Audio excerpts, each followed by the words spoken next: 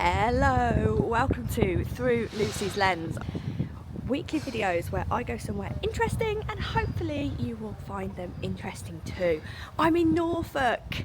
You know, if you've been watching for a while, I fell in love with Norfolk last year.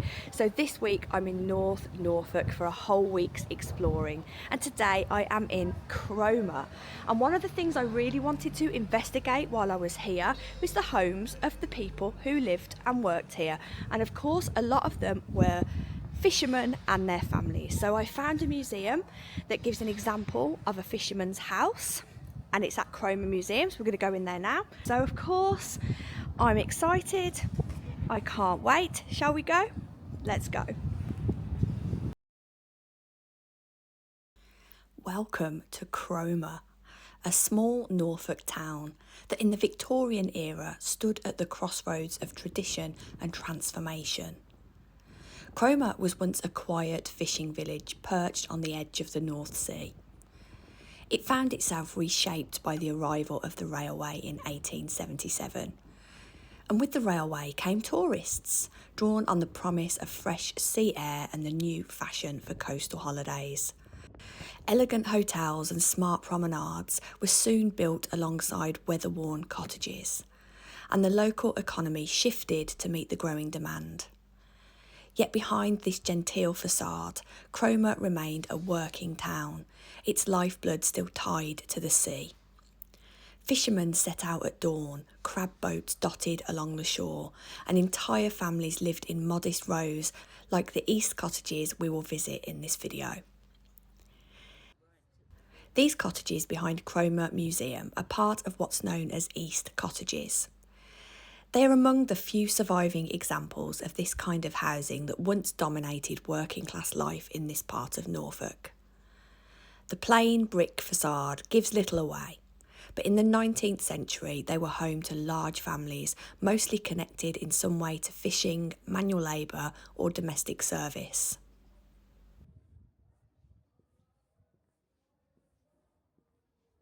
Let's go back to 1891. When at number 3 East Cottages lived Samuel Smith. He lived with his daughter Martha and her husband John. He was a bricklayer, and they lived there with their 3 daughters, all under the age of 10. That's 6 people of all kinds of ages living in a space that we would now consider extremely confined. 2 rooms, 1 up, 1 down, with no running water inside. Sanitation would have been basic, with a shared toilet outside which would have been used by the whole row of cottages. This kind of domestic arrangement was entirely typical for the period, and it reflected both the economic limitations of working class families and the broader conditions of Victorian housing provision, especially in coastal towns like Cromer, which were beginning to see rapid population changes at this time due to tourism. A few doors down at number 5, we find another family, headed by George Kirby, a fisherman. He was commonly known as Dirty Kirby, a nickname that appears in more of one account of him. Like many of Cromer's fishermen, he supplemented his income by taking tourists out to sea. He had a boat called the Agnes Etta, and he used this for pleasure trips as well as crabbing. The dual use of fishing vessels became increasingly common towards the end of the 19th century, as Cromer's reputation as a holiday destination grew. The fishing economy itself was hard and it was variable. Catches could be good, but they were never guaranteed. The sea, while a source of income, was also a constant risk. Fishermen and their families lived with the reality of drowning, injury and illness. The women in the family often took prep and maintenance work on. They would be baiting lines, mending nets and gutting fish, as well as managing the household with limited resources. Inside these cottages, daily life was shaped by practical constraints.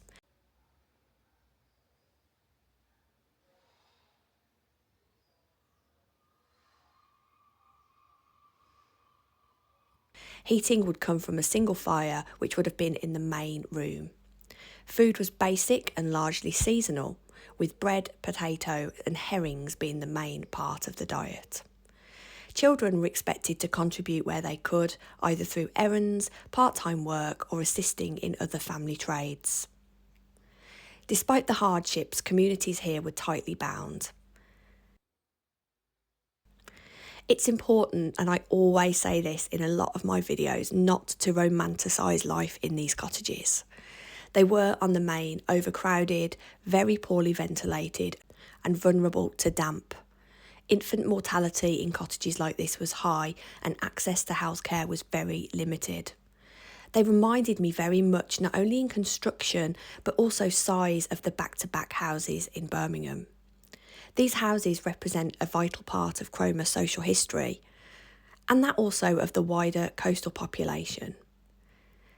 These houses housed the people who quite literally built and sustained and fed the town through their labour, their resilience, and of course their adaptation to change. In 1891, a fisherman called Samuel, or Baby Sam Nockels, was a 63-year-old, and he lived at number 4, with his wife Mary, a domestic cook, his son John, who was 35 and a farm labourer, and his grandson and granddaughter. His grandson Robert, who was 15, is a bricklayer's labourer, and Ethel, who's 11, is still at school. Ethel was the illegitimate daughter of Samuel's daughter, Eliza. Her birth was recorded as being base-born, which was the sad and unfortunate expression for a baby born out of wedlock. This term seems to have usually indicated that the parents were a known couple, even though they were unmarried at the time of conception.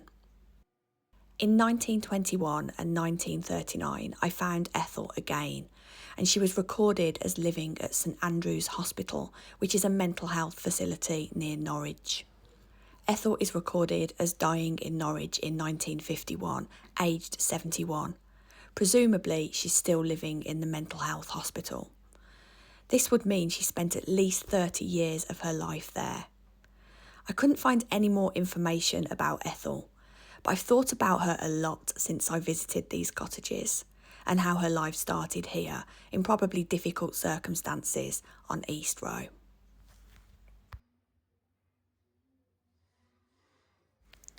Amazingly, there were residents here at East Cottages right up until 1975.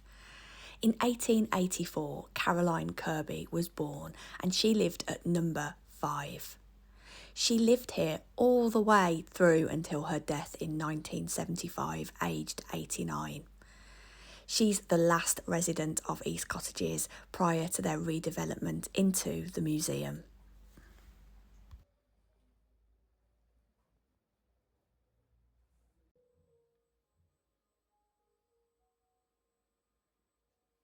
The sea moans low, the scene moans wide, and bears the fisher's boat with pride. They toil with hands both coarse and bare, and lift their hearts in silent prayer. No wealth of gold, no silken seat, but crust and catch their children eat. Yet in their eyes the steadfast light, a courage born of darkest night.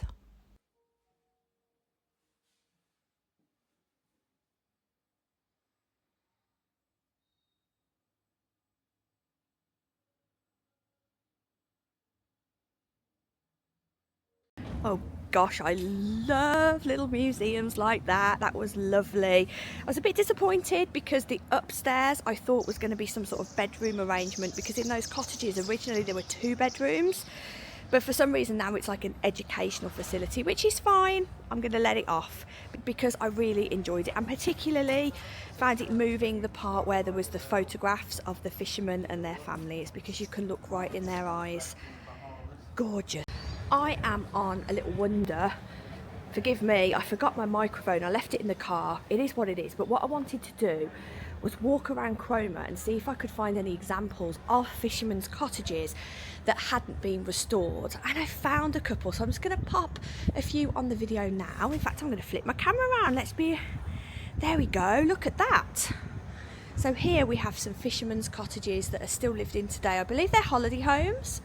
But again, that's just giving you an idea of the type of building here in Cromer.